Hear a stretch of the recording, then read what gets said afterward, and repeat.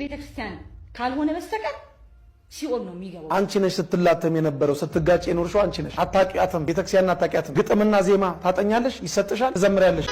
አገር የሚያውቃት ከቤተ መቅደስ ትምላለች። አንነጋገርም ጨዋታው ይቅርብን፣ ቁጭ በል ከጎኔ አይኖር አለብን። እሷ ቤተክርስቲያን ላይ ይሄን ካደረገች እውነቱን መናገር አለብኝ።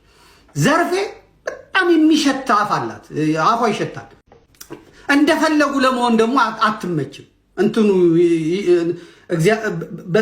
በሌላ ነገሯ ለዝሙት ይፈልጓትና ከዛ በኋላ ደግሞ ሲቀርቧት ደግሞ ከዚህ ጠረን አለ። እመናኑ እንኳን አይደለም ፓስተሩ ነው ማስቲካ እያላመጠ ገባ እና እያስተመርኩ ነው። በጌታ ስም ነው የምነግራችኋል። እና በነጠላቸው አወቅኳቸው የኦርቶዶክስ ሴቶች እንደሆኑ እና በጣም አሳዘኑኝና አንዷን ሰዓት ምንድነው ብዬ ስላት መውለድ አልቻልኩኝም፣ ይኸው ከባለቤቴ ጋር ብዙ ቆይተናል፣ ግን አልወለድኩም። አልወለድሽም? እሺ ብዬ ጸለይኩና ማስቲካዬን ሰጠዋታል። ማስቲካዋን ስጠጣ ዴቭ ዝም ብለህ ሳቅ። ስሰጣት ማስቲካዋን ተቀበለችና ግማሽ ግማሽ ለሷ ግማሹን አላመጠችው፣ ግማሹን ደግሞ ሰጠቻለ ጓደኛዋ። ይሄው በጌታ ፊት ነው የምነግራችሁ። ሁለቱም አረገዙ። ወዴ በዚህ ጋር ነካኝና ፔሬድሽ መቼ ነው ሄዶ የመጣው አለኝ።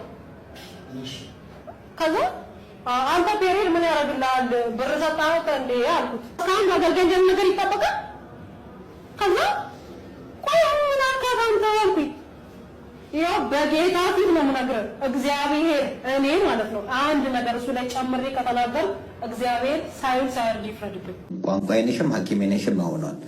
መሞት የለም ይሞታሉ፣ ታዲያም አንድ ሆኗል። እና መንፈሳዊ ዘፋኞች፣ መንፈሳዊ ሰካራሞች፣ መንፈሳዊ ዘማዎች፣ መንፈሳዊ ውሸታሞች ሆነናል። እና በጋሻውነት ዘርፌ ምናምን ይያችሁ እጄ ነበር እና እኔ ፕሮግራም እየመራው ትዝታው ይመጣና አሳጥሮ ይለኛል። ፕሮግራሙን አልገባኝም እኔ። ከዛ አገልግሎት ተደረገና ገና ጸሎቱ እንዳለቀ ሩጥ ለመጀመሪያ ጊዜ አልጋ የተያዘላቸው ለነበጋሻውና ትዛታም ለመቃብር ቤት ነው እኔ ደርሰን እስክንመጣ ድረስ የነበረው እና ምንድነው ራት በልታችሁ ሂዱ አዛው ይምጣልን አሉ። ቤተክርስቲያኑና ሆቴሉ ይራራቅ። ቤተክርስቲያኑ ዳገቱ ላይ እንጀራ አባቶች ይዘው በትሪ ሲሄዱ እነሱ የት ላይ ያሉት ኳስ ለካ አሳጥረው ላይ የነበረው ትዝታው ኳስ ለማየት ነው።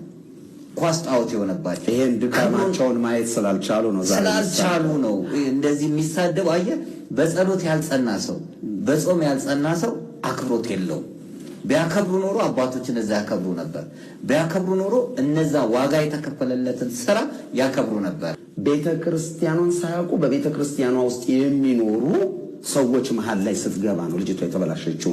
ቤተክርስቲያን ካልሆነ በስተቀር ሲኦል ነው የሚገባው። አንቺ ነሽ ስትላተም የነበረው ስትጋጭ የኖርሽው አንቺ ነሽ። አታቂያትም፣ ቤተክርስቲያን አታቂያትም። ግጥምና ዜማ ታጠኛለሽ፣ ይሰጥሻል፣ ትዘምሪያለሽ። ኢየሱስ ኢየሱስ ብዬ ስዘምር ቤተክርስቲያኒቱ ገፋችኝ። አታቂያትም፣ አንቺ አይደለሽም። ያንቺ የምንፍቅና አባቶች እንኳን አያውቋትም። ቤተክርስቲያን አያውቋት ነው የኖሩባት፣ አያውቋት ነው የወጡባት። አንቺ ግን ያ ሰፊው አፍሽን ከፈትሽባት። የኔ ናርዶስ ማለት ሲጀምር ቸርቹ ድብልቅልቁ ወጣ ማለት ነው። ከዛ በኋላ እኔን ሸፍነው ድንጋይ እየወረወሩ። የትኛው ደፋር ምእመን ነው አገልጋይ ላይ ድንጋይ ቤተ መቅደስ ውስጥ የሚወረወሩ? ኧረ ውሸትም ሲዋሽ እያስመሰልሽ ነው። ያንቺ ቅድማያትም ገፊ ናት ብለዋል። ቤቱ ገፊ አቡነ ገብርኤል ማለት ቤቱ ገፊ ነው ሲሉ ነበር። አይደለም፣ ቤቱ ገፊ አይደለም፣ አቃፊ ነው። ኦርቶዶክሳዊ ተዋሕዶ ቤተክርስቲያንን እወቋት። ሳላወቃችኋት ስትወጡ አፋችሁን አትክፈቱባት። ከዘላለም ሞት ወደ ዘላለም ሕይወት የተሻገር ነው። ከጨለማ ወደሚደነቅ ብርሃን የወጣ ነው። ከሲኦል ወደ ገነት የተሻገር ነው በኢየሱስ ክርስቶስ ሞት ነው። እሱ ሞቶ ሞታችንን ለዘላለም ዋጠልን። ሞት ሆይ መውጊያ የታለ? ሞት ሆይ ድል መንሳት የታለ ብለን የሰበክነው ክርስቶስ ኢየሱስ ሞቶ ሞታችንን ለዘላለም ከዋጠልንና ሕይወቱን ከሰጠን በኋላ ነው። ይሄን አንቺም ኦርቶዶክስ ቤተክርስቲያን ውስጥ እያለሽ በስፋትና በጥልቀት ሲሰበክ እንደነበረ ሳይዋሽ ሕሊናሽ ይመሰክራል። አንደበትሽ ላይ መሰክር ይችላል። ህሊናሽ ግን ይመሰክራል። እንዳንቺ በንግግር ኢየሱስን እወደዋለሁ ብለው ሳይሆን በተግባራቸው መውደዳቸውን የገለጡት የክርስቶስ መስቀል ልባቸው ውስጥ ስለተተከለባቸው ኢየሱስን ወደድኩት በማለቱ ከቤተ ክርስቲያን ተገፍቶ የተባረረ ሰው ማን ነው? ቤተ ክርስቲያናችንን አትንኪብን። ወደ መጨረሻው እንሂድ። ሁሉም ቢያወሩት ሆድ ባዶ ይቀራል ነው ነገሩ። ሁሉን ቢያወሩት ብዙ ማረት ፈለኩኝ። ቀሲስ ምን አለ? ተገፋው ስላለችው ዘርፌ ይሄንን ብለዋል። እስቲ እንስማቸው። ማንንም ገፍታ አታውቅም። በራሱ ጊዜ ነው ሁሉ ነገር የሚጠራው። አባት ያልተከለው ተክል ይነቀላል እኮ። ግን ይኸውልህ አሁን ዘርፌ በዓለም የነበረች ልጅ ናት። በዓለም ያለው ውስጧ ያለው መርዝ አለቀቃትም። ያን መርዝ ለማውጣት የወሰድካቸው እርምጃዎች ጥሩ ነበሩ። አብሶ ወደ ጻድቃኔ ማርያም የነበረው ህይወቷ ሁሉ ጥሩ ነበረ። በጸሎት በጾም ላይ የነበራት አቋም ጥሩ ነበረ።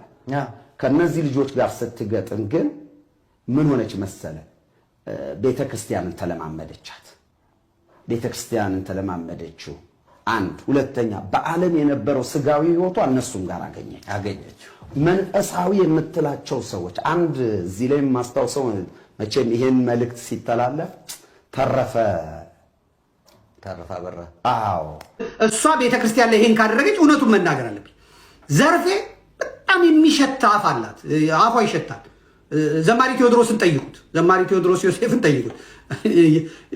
ዮሴፍ ቴዲ የሚለኝ እንደሱ ስለሆነ ማለት ነው። እና እንደፈለጉ ለመሆን ደግሞ አትመችም። እንትኑ